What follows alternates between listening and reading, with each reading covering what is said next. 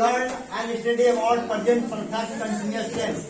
आज हम लोग प्रेजेंट परफेक्ट कंटिन्यूअस टेंस के बारे में पढ़ने जा रहे हैं और ये जो है आपका टेंस का सबसे लास्ट पार्ट है और फ्यूचर टेंस का चौथा पार्ट है। टेंस का अंतिम भाग कहा जाए और फ्यूचर टेंस का चौथा भाग कहा जाए। इसका नाम है फ्यूचर परफेक्ट कंटिन्यूअस टेंस। इसका नाम है कंटिन्यूअस। तो कंटिन्यूअस नाम दिए जाने का मतलब यह हो गया कि फ्यूचर कंटिन्यूअस के कुछ गुण इसमें है और कुछ गुण आपका परफेक्ट का है, यानी फ्यूचर परफेक्ट का भी कुछ गुण है और फ्यूचर कंटिन्यूअस का भी कुछ गुण है। तो सबसे पहले फ्यूचर परफेक्ट कंटिन्यूअस टेंस को हम लोग कैसे डिफाइन करेंगे, देखिए इस टेंस के अंतर्गत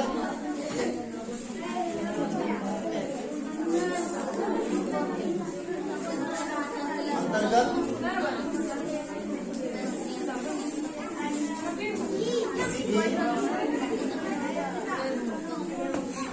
क्रिया के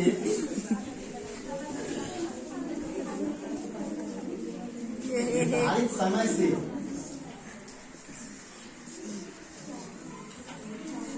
शुरू होकर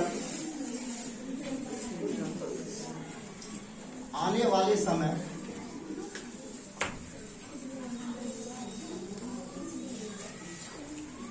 अर्थात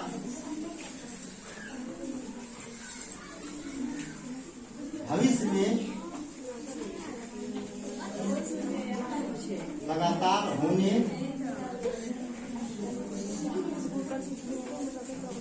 का बोध होता है। लगातार होने या लगातार किए जाने का बोध होता है। कहने का मतलब क्रिया जो अभी शुरू हुई नहीं है बल्कि किसी निर्धारित समय में क्रिया शुरू होगी और वो शुरू होकर के आगे तक चलता रहेगा। ठीक है, यानी क्रिया अभी शुरू हुई नहीं है, निर्धारित समय में वह क्रिया शुरू होगा, वह काम शुरू होगा और वहां से काम शुरू होकर के फिर आगे तक चलता रहेगा और वह लगातार चलेगा। इसलिए उसको फ्यूचर परफेक्ट कंटिन्यूअस टेंस कहा जाता है या फ्यूचर परफेक्ट कंटिन्यूअस टेंस कहते हैं। अब identification,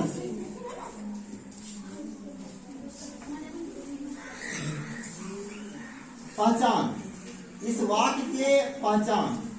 How can we recognize that this sentence belongs to future perfect continuous tense? कैसे हम लोग सेंटेंस का रिकॉग्नाइज करेंगे, पहचानेंगे, आइडेंटिफाई करेंगे कि यह सेंटेंस आपका फ्यूचर परफेक्ट कंटिन्यूअस टेंस का है? तो देखिए इस टेंस के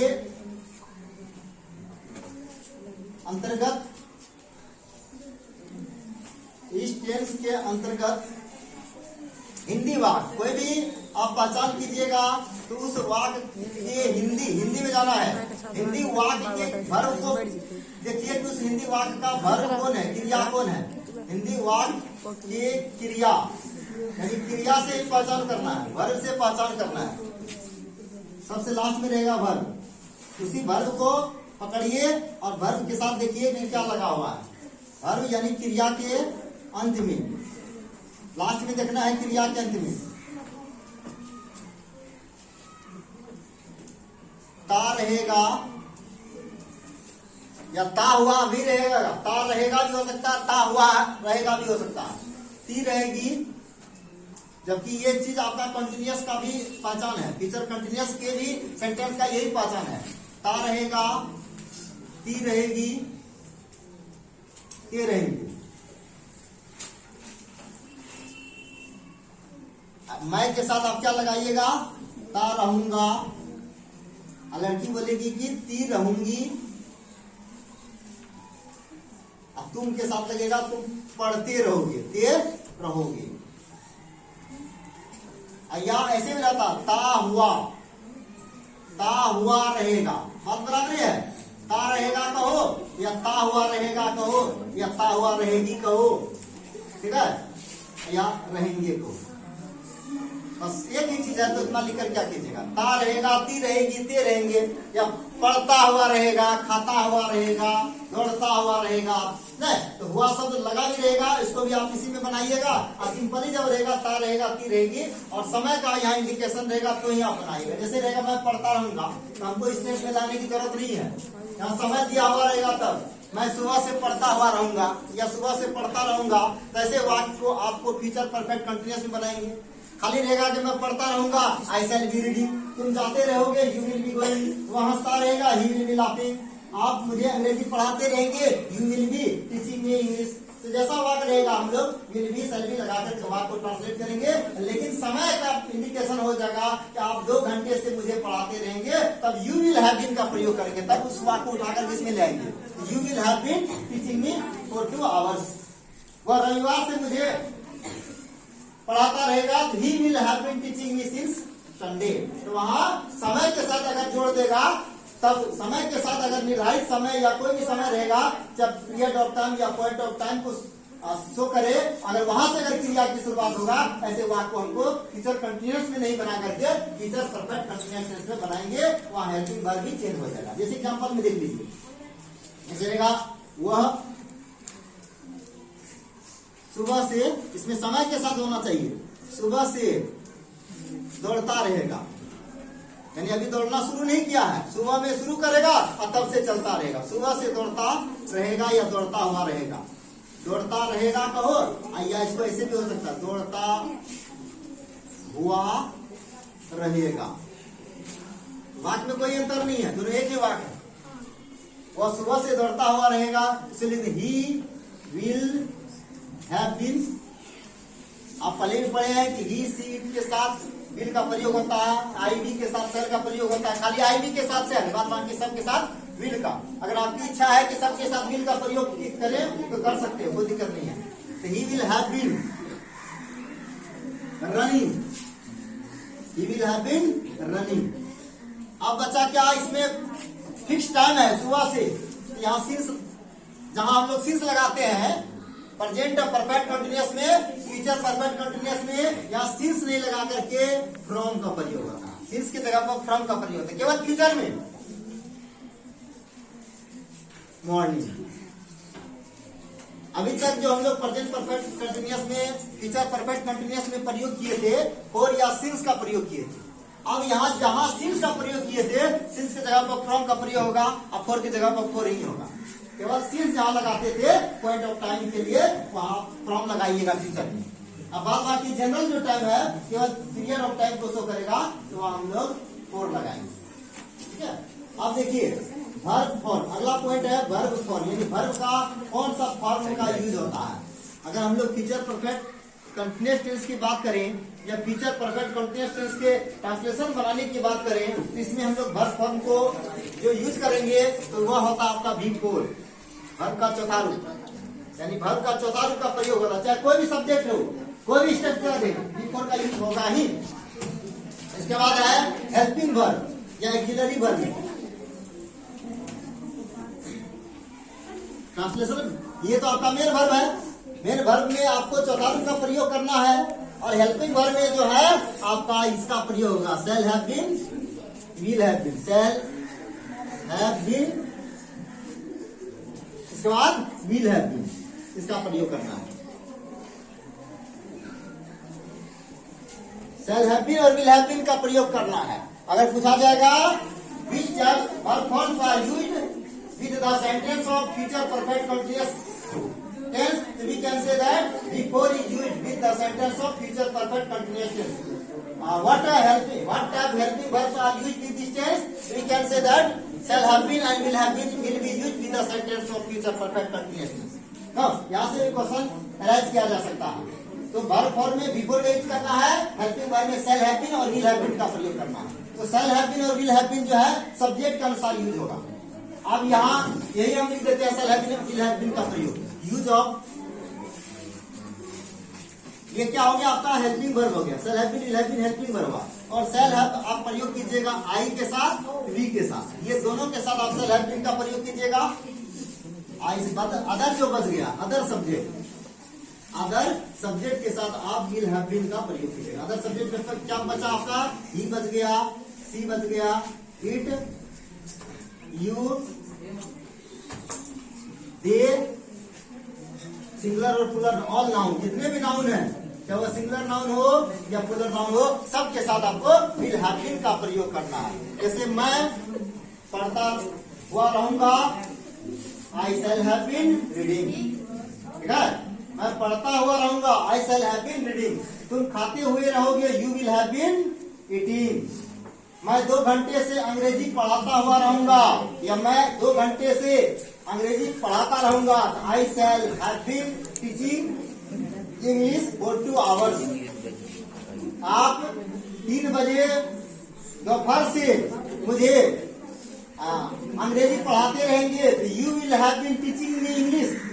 अब आप फ्रॉम लगा करके क्या कर देंगे, फ्रॉम 3 PM, 3 बजे रहेगा तो फ्रॉम लगा करके 3 PM कर देंगे या 3 o'clock कर देंगे, तो समझ जाएंगे 3 बजे अपराह्न से पढ़ाने का काम चालू रहेगा, जो कि आने वाले समय तक चलता रहेगा। इस प्रकार फ्यूचर परफेक्ट कंटीन्यूअस टेंस में हम लोग इस तरह वाक्य को ट्रांसलेट करते हैं। तो ट्रांसलेशन बनाने से पहले हमें वाक्य को पहचानना पड़ेगा। कोई भी ट्रांसलेशन अगर आपको बनाने के लिए पूछा जाए या बताया जाए, तो आप जो है सबसे पहले वाक्य को देखिए कि वाक्य क्या है। वाक्य में सब्जेक्ट वर्ब ऑब्जेक्ट रहेगा ही, तो आपको क्या करना है, पहले इस वाक्य में लास्ट वर्ड को देखिए, वर्ब कौन सा है। पढ़ने का काम हो रहा है कि जाने का, खाने का, उठने का, बैठने का, जो भी क्रिया हो रहा है, क्रिया को चुनिए और क्रिया में देखिए कि क्या लगा हुआ है। ता है, पीती है, कि रहा है, कि चुका है, या मान लो ता आ रहा है, या ता रहेगा, ती रहेगी, सब टेंस का अलग अलग पहचान है। अगर रहेगा, रहेगी, रहेंगे, रहेगा, ता हुआ रहेगा, ती हुई रहेंगे, तो समझ जाएंगे कि ये वाक्य मेरा फ्यूचर परफेक्ट कंटीन्यूअस है। डायरेक्ट उस वाक्य उठा करके इसमें ले आएंगे, और जब इसमें ले आएंगे तब इसका नियम कानून लागू करेंगे, ठीक है। और जब इसमें आएगा तो अब इसका हेल्पिंग वर्ब का यूज होगा। अब नहीं कि आया इस टेंस में हेल्पिंग वर्ब यूज करेंगे, दूसरे टेंस का तो नहीं होगा।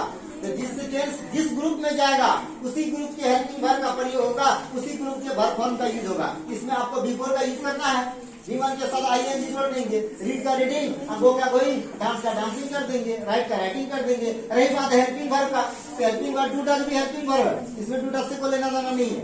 आपको सेल हैव बीन और विल हैव बीन का से मतलब है, तो यानी फ्यूचर का संकेत होता ही है सेल या विल, ठीक है। जिस प्रकार प्रेजेंट में इज एमआर, पास्ट में वाज वेयर, उसी प्रकार फ्यूचर में सेल और विल का यूज होता है। तो सिंपल सेल और विल नहीं लगा करके सेल हैव बीन और विल हैव बीन का यूज करना है, ठीक है। तो आई और वी के साथ सेल हैव बीन का यूज करेंगे। अदर सब्जेक्ट जो बच गया, क्या बच गया, he, she, it, singular noun, plural noun, you में सब आ गया सेकंड पर्सन का, दे, इन सारे सब्जेक्ट के साथ हम लोग विल हैव बीन का प्रयोग करेंगे। अब इसका प्रयोग करेंगे, अब वाक्य को पहचानेंगे कि वाक्य मेरा किसमें है, अफर्मेटिव पॉजिटिव में है कि अफर्मेटिव निगेटिव में है, कि कहीं इंट्रोगेटिव में तो नहीं है। इंट्रोगेटिव होगा तो इंट्रोगेटिव स्ट्रक्चर का प्रयोग करेंगे, अफर्मेटिव पॉजिटिव रहेगा, अफर्मेटिव पॉजिटिव के स्ट्रक्चर का प्रयोग करेंगे। तो ट्रांसलेशन बनाने के लिए पहले वाक्य के प्रकार को जानना पड़ेगा, जैसा वाक्य रहेगा वैसा स्ट्रक्चर को उसमें यूज करेंगे। ट्रांसलेशन बनाने के नियम, ट्रांसलेशन, क्योंकि हमें वाक्य को ट्रांसलेट करना है। ट्रांसलेशन बनाने के नियम यानी रूल्स ऑफ ट्रांसलेशन। तो सबसे पहले हमें टेंस का पहचान करना है, फिर उस टेंस के वाक्य का पहचान करना है कि टेंस का कौन सा वाक्य है, अफर्मेटिव पॉजिटिव है कि अफर्मेटिव निगेटिव है। क्योंकि सेंटेंस में अफर्मेटिव पॉजिटिव आता है, अफर्मेटिव नेगेटिव आता है। Structure number 1,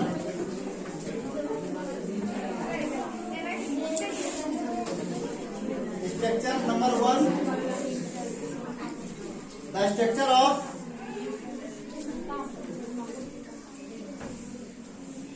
future perfect continuous tense.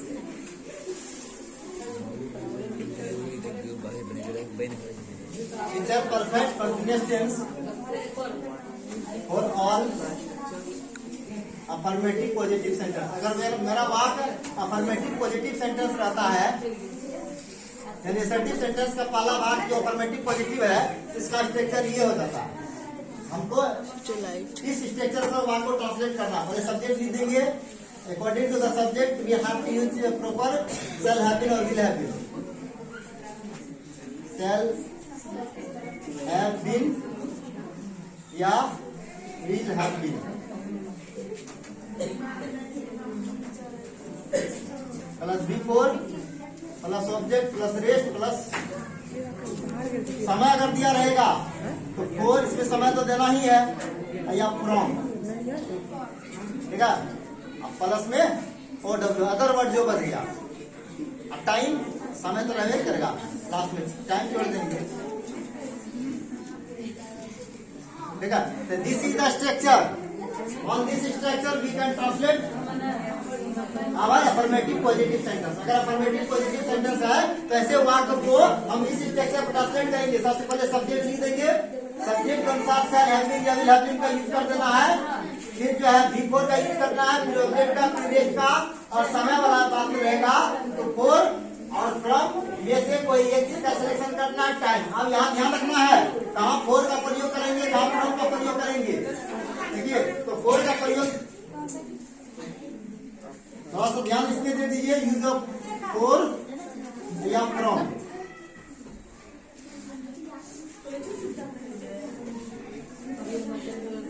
Only period of time अगर रहेगा, पीरियड ऑफ टाइम के लिए आप फोर का यूज कीजिएगा। जैसे 2 घंटे से अगर रहेगा, जैसे ऐसे वाक्य रहेगा 2 घंटे से, इसमें 2 घंटा की निश्चितता नहीं है, तो यहाँ हम लोग फोर का प्रयोग करेंगे। 4 to आवर, जो कि आप पहले भी पढ़ लिए थे प्रेजेंट परफेक्ट कंटिन्यूअस में, पास्ट परफेक्ट कंटिन्यूअस में आप पहले ही पढ़ लिए थे। 2 दिनों से तो 4 days है, या 2 सप्ताह से रहेगा या 3 सप्ताह से रहेगा, लिख देंगे 4 3 weeks। लेकिन निश्चित नहीं है, कौन 3 सप्ताह पता नहीं। अगर यही में रहेगा पॉइंट ऑफ टाइम को, अगर परफेक्ट टाइम को अगर दिखाएगा, पॉइंट ऑफ टाइम को, ठीक है। एक्यूरेट अगर कोई परफेक्ट टाइम है तो हम लोग फ्रॉम लगा देंगे। जैसे रहेगा कि रविवार से, वहां जो है सिंस लगाइएगा, इसके सिंस के जगह पर आप फ्रॉम लगा दीजिएगा। प्रेजेंट और पास्ट में हम लोग सिंस लगाते हैं, अब फ्यूचर में फ्रॉम लगाएंगे। जैसे रहेगा रविवार से, वहां लगेंगे फ्रॉम संडे, ठीक है। जून 2022 से तो लिख देंगे फ्रॉम जून 2022। बस इस तरह जो हम लोग फोर और फ्रॉम का यूज करेंगे, ठीक है।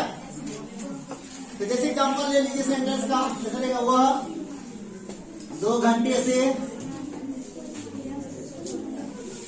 इस काम को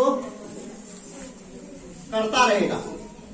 2 घंटे से, यानी तो काम जब शुरू करेगा ना, 2 घंटा से इस काम को करता रहेगा। अभी शुरू नहीं किया है, 2 घंटा बाद शुरू करेगा, तब से करता रहेगा। 2 घंटे से काम करता रहेगा।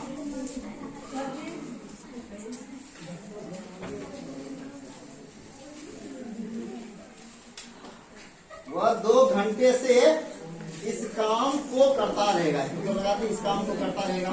ही विल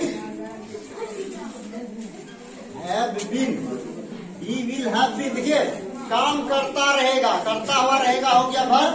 पूछेगा कौन करता रहेगा, तो वह सब्जेक्ट क्या करता रहेगा, जिस काम को, ऑब्जेक्ट बच गया ये समय, ठीक है। तो he will have been doing, करना का नहीं होता डू, डू का चौथा होगा डूइंग। क्या, इस काम को, this work, he will have been doing this work. बचा क्या, 2 घंटे से, तो 4 hours हो गया। He will have been doing this work for 2 hours। वो 2 घंटे से इस काम को करता रहेगा या करता हुआ रहेगा। He will have been doing this work for 2 hours। तो यहाँ ध्यान रखना है फॉर और फ्रॉम का प्रयोग करने में।